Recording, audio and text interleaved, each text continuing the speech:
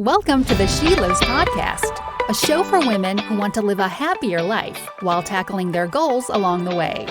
Want to learn more about what we talked about today? Visit our website, shelivespodcast.com. Now here's your host, Michelle Hancock. I'm here with Ramona Cruz-Peters of Fab Every Day. She is the author of the forthcoming book, Pressure Cooker Cookbook for Beginners, and the founder and writer of Fab Every Day, a lifestyle website. Her blog operates on the belief that life can be lived fabulously, even with a busy schedule, two messy boys, and operating on a budget. Ramona began her career in information technology and social media at MySpace. Following that, she worked in marketing and communications until leaving her corporate job to manage Fab Every Day full-time in 2018. Ramona's work has been featured in All Recipes Magazine, Good Housekeeping, Country Living, BuzzFeed, Pop Sugar, and many, many more. She was born in England, raised in Southern California, and Ramona is a very busy 30-something mom of two living with her husband and two pug dogs near Austin, Texas. Welcome, Ramona. Thank you for joining us. Thank you so much. And just a side note, I met Ramona first online. She's one of my internet friends, and that has turned into a real life friend. We've met several times at other blogging functions, and I will say she has the most warm, authentic personality and confidence that just shines all throughout. I was so impressed with you when I met you at Mom2 and how you just radiate a room. So I just want to tell you that your personality is very, very addictive, and you just scream a fun person to me. So I'm so glad that you decided to join and that our paths have crossed. But I want less about me and more about you. Tell me a little bit more about yourself and your background. I kind of went over that, but I'm sure there's so many other things that we want to know about you. Sure. Well, thank you so much for those kind words, and right back at you. I know we made a connection online, but it was meeting in person where you really see who the real person is and how that compares to the online. And you are just so awesome as well. And I'm so glad that we've been able to connect and become friends. So thank you. Definitely. We both have learned a lot from each other, both online and in real life. I want to hear a little bit more about your time at MySpace before we get into the fun lifestyle changes. Did you envision that it would evolve, social media would evolve into what it is today? So no, not at the time, but looking back, it makes a lot of sense, and it really has come full circle. So what I originally wanted to do while I was in college is I wanted to go into journalism, and ended up making the pivot to corporate marketing and PR. And so MySpace was my first big job. I had a couple smaller jobs between college and MySpace, but that was my first kind of big girl, big break, real corporate job. So it was one of the coolest experiences ever. And you don't realize it at the time. But, I was there for the birth of modern day social media. It was Friendster was already gone. AOL was already kind of passing.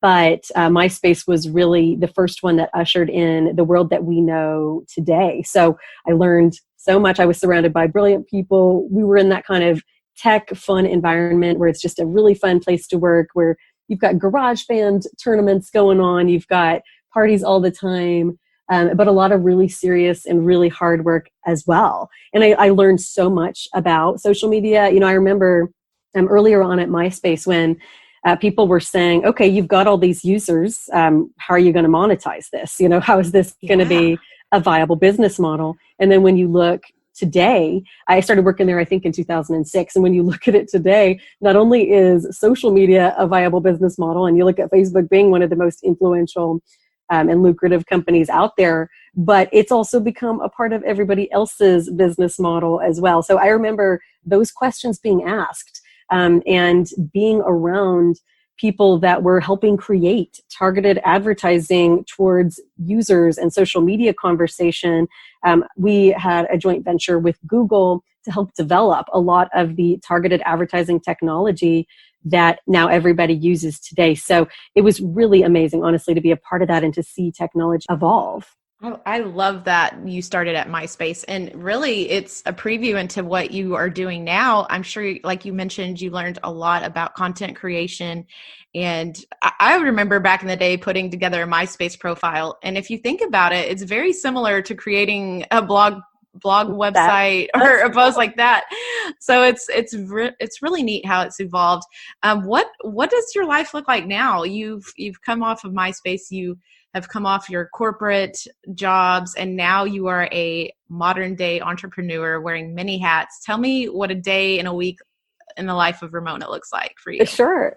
And it's funny because at MySpace, I didn't realize at the time that would kind of come full circle to be my future career, but in a different way. So while I was at MySpace, I was kind of on the corporate marketing side, the corporate communication side, and also learning about social media and understanding what it meant to have an online persona and what online security and online privacy meant. And so it was in those MySpace days where I kind of made a conscious decision to put myself out there online. And so I didn't realize at the time that would be kind of the birth of what would eventually be the main part of my career now.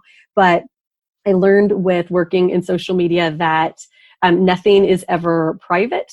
Nothing is ever as secure as you think. Nothing is ever deleted. And everything you put in writing is really important. Everything you put in writing can be discovered later. Everything you put in writing has the potential to be a front page news someday, depending on how you are. And I saw that firsthand. And so, like I said, at the time, I kind of made this conscious decision that, hey, if nothing's ever really private, if everything I put in writing is discoverable, then I want to be in charge of that message myself. And so I made the choice that, hey, I'm going to live a life online. I recognize that not everyone chooses to have their life put out there. Not everyone chooses to have that level of, privacy removed from their life. But I said, hey, you know what? I'm making the choice now. I understand the risk, but I also like the possibilities that it can bring. I love the voice that you can have by, using these platforms to share information. Definitely. So then, I started working after I actually got to work there for about 5 years.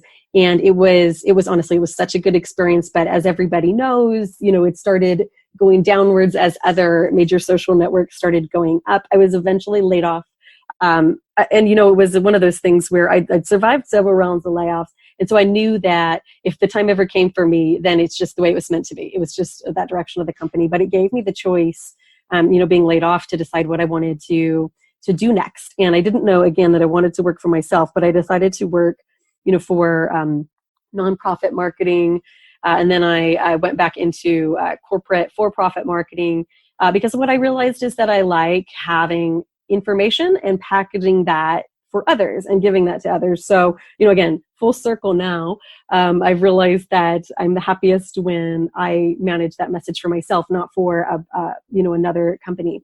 So I know that doesn't fully answer your question about. No, I think that's great. I think it's kind of how it's interesting to see how the dots connect when you look back on your life, to see how the dots all connected and you are where you're supposed to be. Now, there may be some people listening that are like, I don't know what I want to do. I have no idea, but I have all these talents. Did you know pretty early on what you wanted to do, or did it kind of evolve into what you're doing now?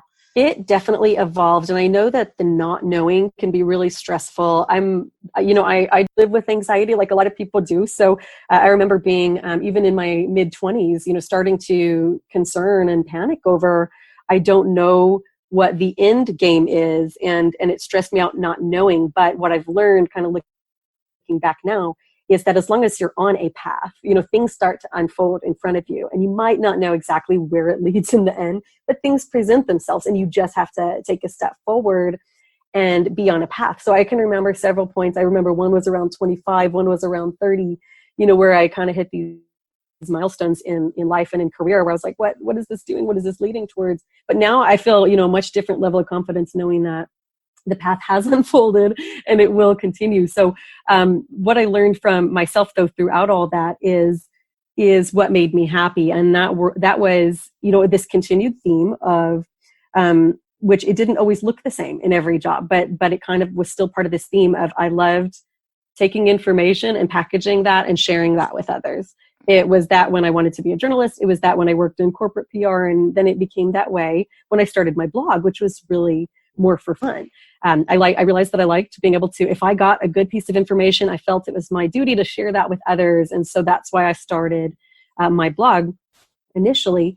And And then I realized that's kind of the path I've always been on, just had no idea where it was going. So I guess my advice to others is don't stress that you can't see where it's going. Just keep taking steps in the things that you enjoy. If there's an element of creativity in your job that makes you happy, look at that. Look at what it is and say, hey, is it this job that makes me happy, or is it this particular creative piece that makes me happy? What is it exactly? Kind of look at what it is and look at your path and say, hey, are there things that I could do that are more like this? And just explore those. Just pay attention to yourself and just kind of keep going forward. That is great advice. And I think one theme that I see when I talk to other entrepreneurs is you also have to have some faith in yourself. Oh, yes. It may not work out the way that you want it to, but at least you tried. And I would say my experience is just taking that first step and getting outside of your routine a little bit and getting a little scared, if that makes sense. 100%. That is, I very, very much believe that, especially after quitting the full-time job. In 2018, I had been doing my blog. Actually, I've been blogging since late 2008, I think, is when this current website started. So it was quite some time that I was doing both this and a full-time corporate job. I had worked into my corporate career 12 years, building a nice little career for myself that I definitely didn't dislike by any means. Definitely. But this thing on the side that I was doing started growing, and I really, really loved the work I was doing with Fab Every Day. Now, it was like a lot of people experience this. The corporate job was comfortable. You have a great health insurance. You've got a bonus. You've got a good salary. You're getting paid every 2 weeks. And so now, and I call that the golden handcuffs, where I have I had those on for many years as well. It was this security. And again, I didn't dislike it, but then I realized that I just really loved what was going on with Fab Every Day more. And then there came this point where I was becoming stressed because both were so busy, and I was feeling like I was not going to be able to do both well. And I don't like, doing things not with my full ability. I don't like that feeling. So I just had this overwhelming feeling of now or never. And I was talking to a lot of self-employed people, business owners, whether they were full-time bloggers or other business owners. And the thing that kept coming up was that you're never going to feel 100% ready. You've got to take a leap of faith. And one person in particular mentioned something. They said, hey, it's faith over fear. The hardest part is making that decision. That's the scary part. But once you start, it's not nearly as scary as you think. So really that fear point was making the decision and having the faith in what you're doing, that it could be something, and letting that be stronger than the fear to make that decision. And, I was making a pretty good living in the corporate job. So I had to accept that I might not make that the same amount right away, and that I could still sustain. So that was definitely scary, knowing that you might have to make some lifestyle changes and a sacrifice at first in order to become bigger, but not let, the comfort zone dictate everything. So again, it was making that decision. It was faith over fear. And I can tell you that as soon as I made the decision, the stress level melted almost completely away. I thought the stress was about, how am I going to make a living? How am I going to do this? Can I do this? Am I good enough? All these things.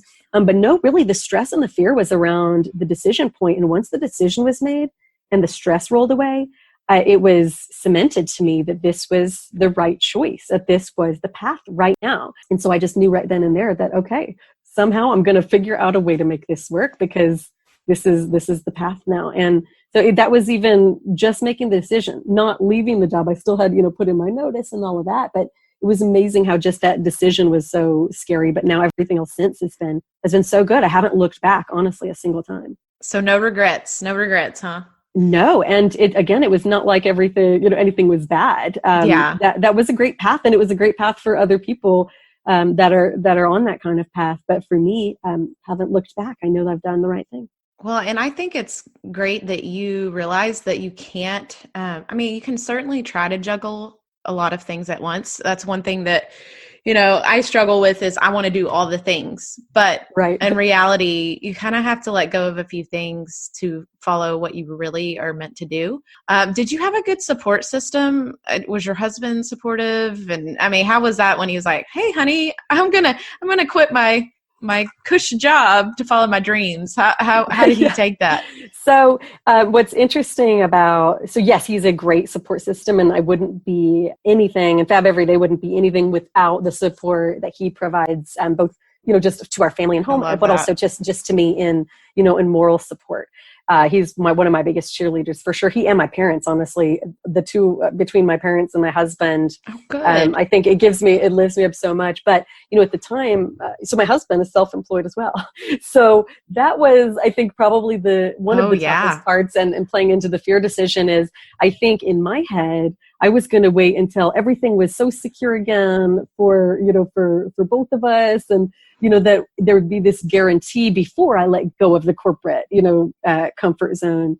But again, it was that realization that you're never going to feel, just like when you first have a kid, you never feel ready, right? You're never going to feel. I know. I remember thinking, I have to have this, that before I have a kid. You just do it. You just do it, and it was a lot like this. So there was when I started coming to the decision in my head of what I needed to do, and I can't remember what triggered the actual decision at the time, but I talked to him and I said, honey, I really think that it's a now or never thing. I think that I can't do both of these really well. And if I want to see what Fab Everyday can become, I've got to give it everything, and it's got to be now. And so he just heard me out, and he said, okay, then, what are we, let's look at the calendar. When do we think we want to make this change? And so we just picked, we picked a month and said, okay, that's the goal now. Now let's start getting the ducks in a row. Let's figure this out together. So, and it was because he's self-employed, there were a lot of things we had to look into, like health insurance. And you might remember that. I think I was even talking to you. Yeah, I remember the phone call. At the time. Yeah, where I was like, to me, when I started thinking about the ducks that I had to be in a row, it wasn't necessarily about income. It wasn't necessarily about that kind of thing. It was, okay, but now that I have, the corporate safety net gone, what are the things that I need to have in place for my family? And so health insurance was one of them. There are things like that. And, I don't know, for some reason it was the health insurance was the big one that just, stuck. It's a big expense, and it's scary. So definitely. Yeah. So kudos to you for making that jump. And I think it's a great jump. And now you're able to focus full time on your blog, which is Fab Every Day. Now tell me a little bit more about the blog. How do we make every day fabulous? So I love that question. So thanks for asking that. Fab Every Day, unlike what it might sound like, is really all about, how do you feel a little more fabulous every day? So it's not about that perfect Pinterest everything lifestyle. I like to think of Fab Every Day as the modern day, version of a Martha Stewart, where we're busy, we have to prioritize, we have different interests and different things that make us feel fabulous. But just because you're busy does not mean that you cannot feel fabulous in your everyday life. So what Fab Every Day is about, it's trying to inspire women, not just women, but everybody, although a big portion of the audience is women, and a lot of them are mothers or working women as well. How do you, in today's busy modern day life, feel that you still got some of that fabulous? And really what it comes down to is taking a look at the things that are important to you, and being comfortable letting go of things that aren't. And if you let go of things that don't matter and prioritize right, you still can have, the nice things. You still can have, if it's important to you to follow fashion, or if it's important to you to cook every day, or if it's important to you to have your home decor and your physical surroundings make you feel good. If you want to be in a pretty environment, look at what those things are. Don't think you need to do it all, but look at what those are. And then I'm going to help give you tips for how to do them in attainable ways, in ways that are realistic for the busy working person. Yeah, I love that. And one of the things, I spend a lot of time in the kitchen, which, not just because I'm a mom, but because, my kids got to eat 3 times a day, right? Maybe 4. I mean, I swear they could just live off of snacks, but that's not very, very good. I want to talk about some ways that people can be happier in the kitchen. Do you have some cooking hacks, some ways to reduce some time spent in the kitchen and the stress? Oh, for sure. And so one of the first things that I recommend to folks is to kind of change your mindset about cooking and being in the kitchen if you can. Not everyone, some people just, they really don't like it. And that's okay if that's your path. There are solutions out there now with, meal kit services and things like that. But if you're either trying to save money or you do want to try to have a better relationship with cooking, just try to shift the mindset. So for me, what that means is don't look at cooking as another chore. Because as soon as you kind of put it in that chore category, it's going to have a different connotation. You're going to go into it with a different attitude, really, when you start That's cooking. True. You're going to dread it every day. Yeah. So I look at it as, yes, it is still work. It's not like you're sitting there being served, right? You're still doing some work. But to me, it's work that's for myself and for my family. So I look at cooking as really a transitional activity. I look at it when I'm going to go into the kitchen, I'm stepping away from the computer, I'm stepping away from the job. Yes, I'm still on my feet, I'm still working, but this is different work. This is work that I'm ultimately going to get to enjoy the taste of. This is work that's going to result in my family sitting together and having a great conversation and really transitioning my work day into my family time and my me time. So it's mindset. I kind of think of it that way. And then when I step into the kitchen, it is a little more relaxing because I kind of have that, okay, this is that period where I'm going to now shift from one to the other. So that mindset is really helpful just as far as the overall, feeling about cooking. I like but that. as far as reducing stress and making it a little more fabulous, a little easier, I am the biggest fan of shortcuts when you can find them. So you don't have to make every single thing from scratch. Now, if you do want to make certain things from scratch, I'll share a recipe and I'll be happy to give guidance because I love to cook. So there are certain things I'll make from scratch that I don't think everybody should, if it's just going to, be stressful or take too much of your time. So don't feel bad if, I love making homemade chicken stock. I love cooking with it and keeping big batches, in little portions frozen. But you know what? You can use boxed and canned chicken stock. You're going to be okay. Your meals are going to be fine. No, I'm kidding. Yeah. So Yes, things you like that, can.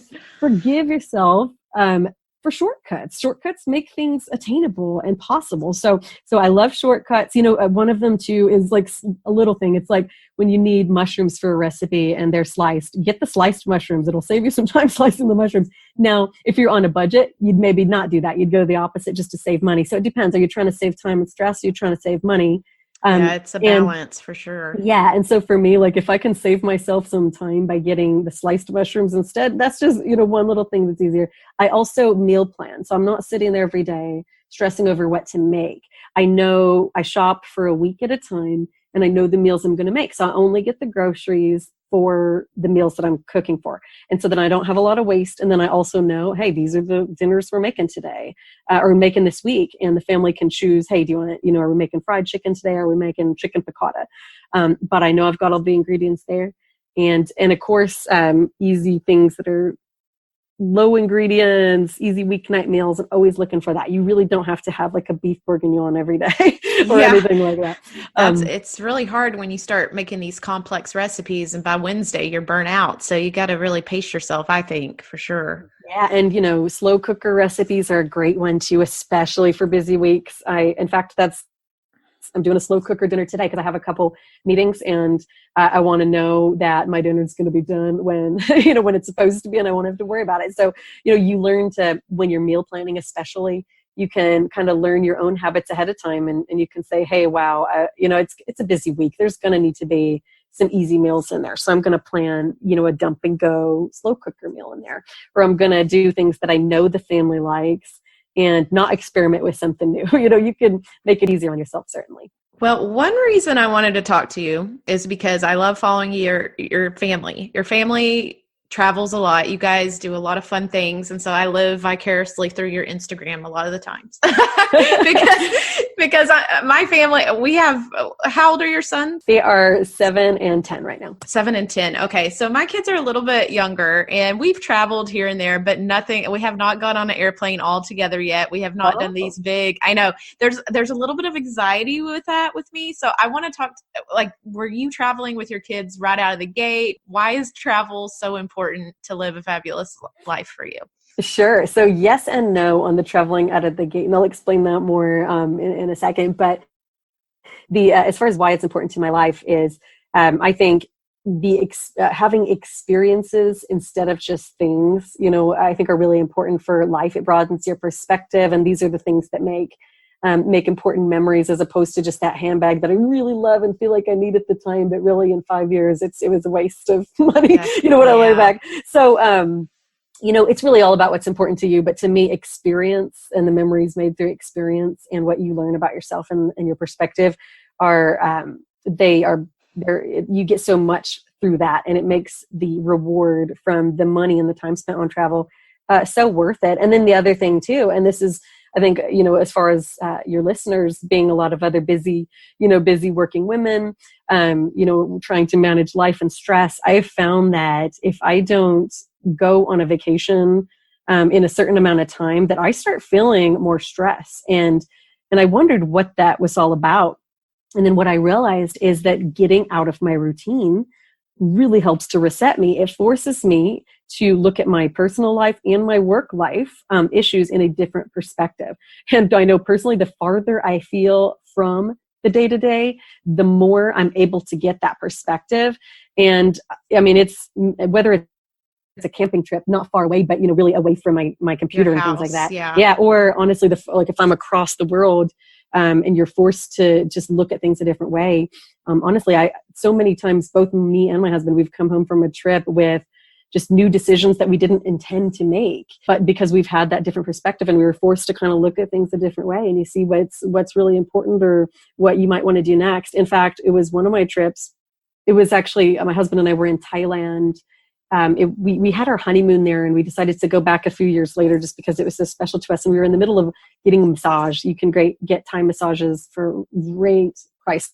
And I remember being in a massage, and I had this epiphany that said, I want to write a book. Like that's what's next. I need to write a book. It sounds so silly. Like, that's awesome. I think I need to go to Thailand now. Yeah, it was. Yeah. See, you need to. It helps you. It helps with your career goals. So things like that, it really kind of shifts perspective, and it doesn't have to be across the world. It could just be out of your space. And so as a woman and as a busy woman personally, I get that reset almost every time.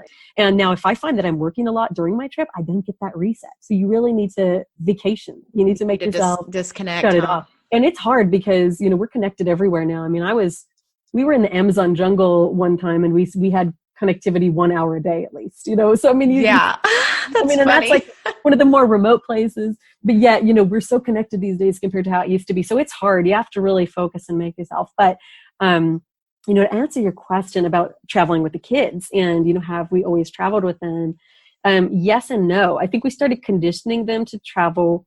As infants, we would do road trips, especially when my family's in California and we now live in Central Texas, and we do not mind a road trip at all. And it's really reasonably priced to get from A to B when you've got 4 people involved by driving instead of flying. Now we do road trips quite a bit, but that's a good baby step to get into that. I really think that set them up for the big flight. So we didn't take them, and a lot of people do take kids on international trips really young. My husband and I decided to wait until they were 4 and 6, respectively, to take the first big international trip with them. But that was mostly, honestly, for us, and I don't regret that.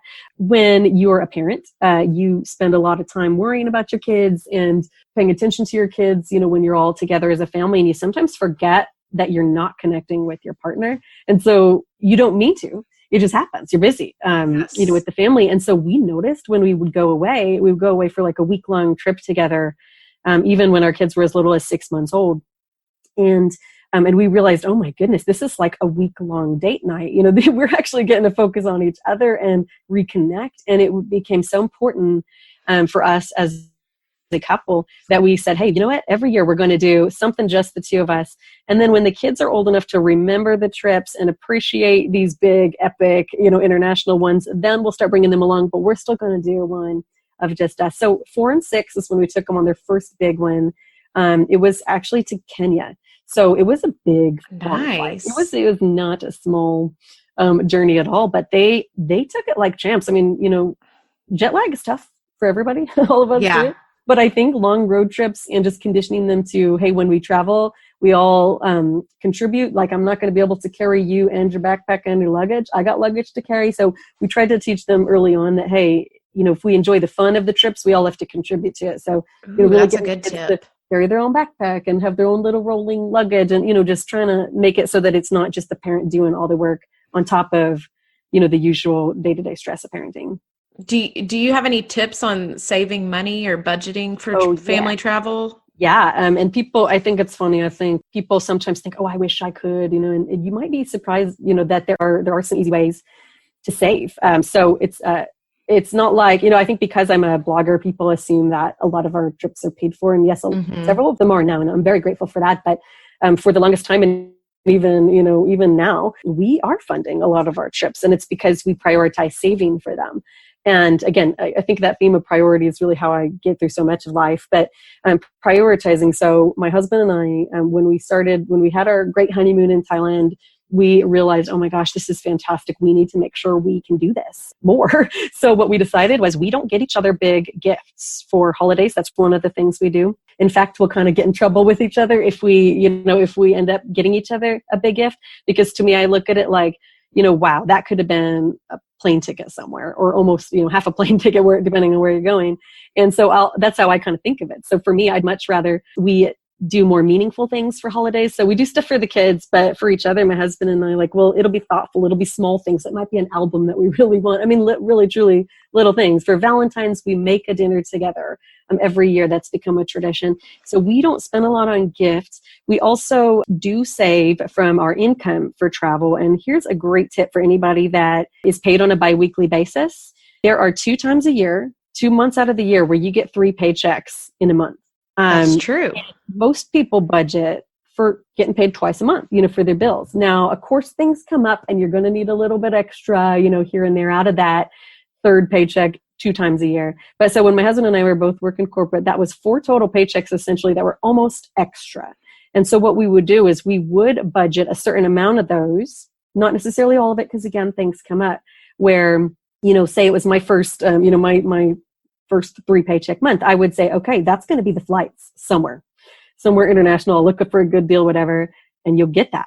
The next big one that'll be your hotels. And then the ones after that, that's where you're kind of filling out your other expenses, your food, your souvenirs, your transportation within a place. But those, if you kind of plan ahead to That's not genius. Yeah, to not use that for your bills.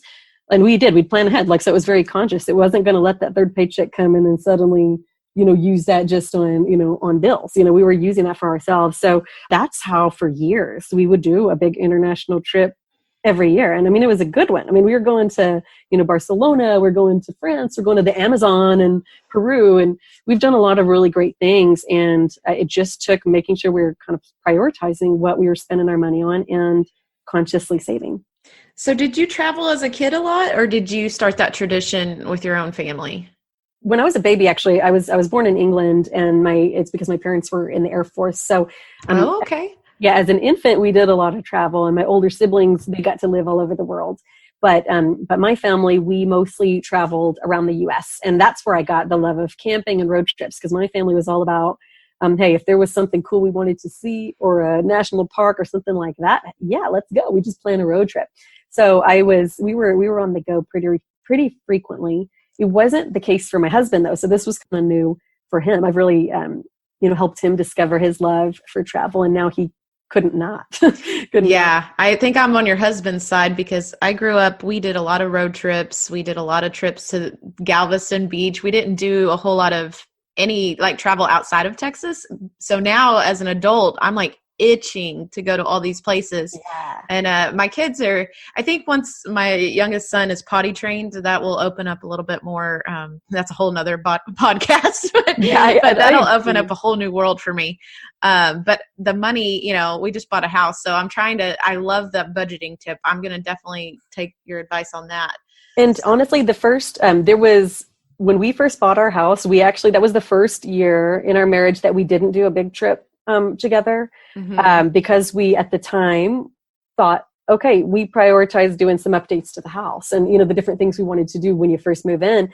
And in hindsight, we really regretted that. It felt important at the time, but again, having a vacation is so good for my mental health. And I agree. I was traveling a lot more for the blog last year, and then it kind of slowed down a little bit. And I find myself just getting antsy and I need to do something. I don't even care if it's a road trip to Austin or something No, that's only it's 3 hours true. away. Yeah, it's true. So don't discount, the travel that you guys do in Texas. There's so much to see in our own country. I mean, Yeah, there's so for much to see. sure.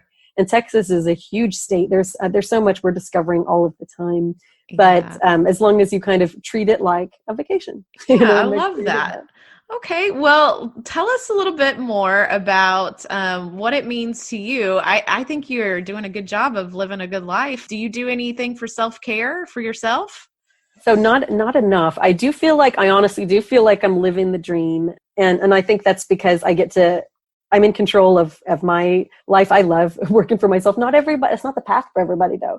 Some people really do like the structure and having more of a traditional path, and that is fine as long as that's for you. But for me, I feel like I'm living the dream because I'm in charge. I get to be creative. But in general, I think to me, living a good life or making sure I'm maintaining that feeling of living a good life is to not end up with any regrets. I think my biggest fear in life is probably having regrets. So meat translates to my day-to-day is that when opportunities are presented to me, I need to consider them. I need to take advantage of the good opportunities and the good directions on my path, so that someday I'm not wondering what could have been or wishing I made a different decision. So it's really just making sure my eyes are open to the opportunities and that I'm seizing the ones that are for me, and not living, I can't imagine someday looking back and saying, oh, what could it have been? What could Fab Every Day have become? Now, I don't know what it's going to become still, even now, but I'm so grateful that I'm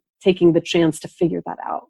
No, I'm excited for you, and I've loved watching your journey. And you have one other exciting project coming up that we can hopefully talk about now. Yes. You want to tell us more about it? Yes. So one of my goals, and again, this was something that kind of manifested back in one of my trips, as I said earlier, when we were in Thailand and I was getting that massage.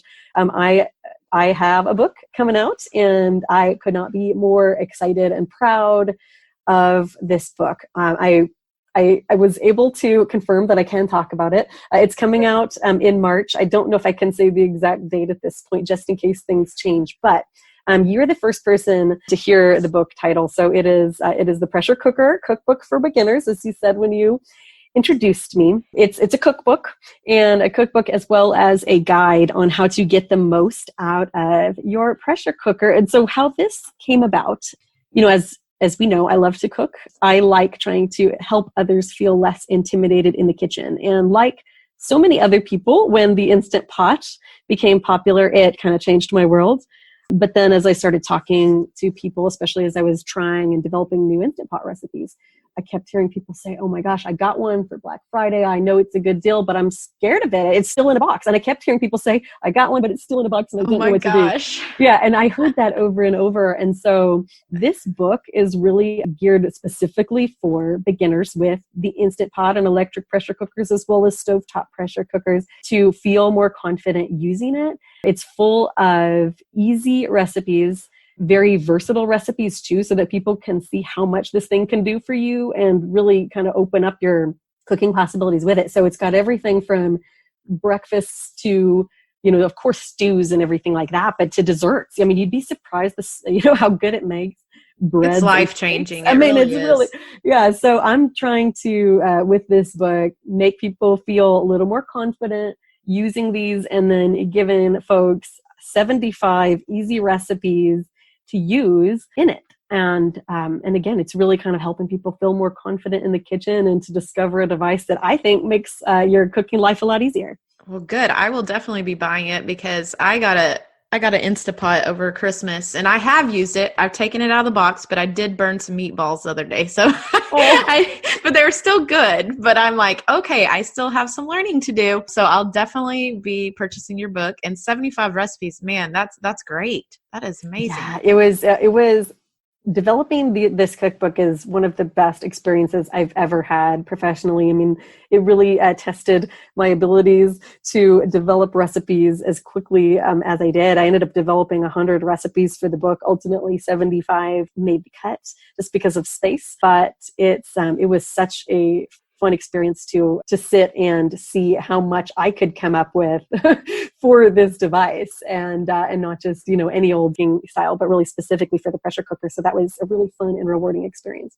I'm so excited for you. Well, tell our listeners where we can follow you and all your fun trips and your kitchen hacks. And you also touch a little bit on home decor as well, correct? Yeah, I do. So I think of Fab Every Day as really, it's your inspiration for the things that are important to you. Like, come take what you want and leave the rest. Don't feel like you have to do it all just because I might present it all, in quotes. That's actually the opposite of what I want people to do.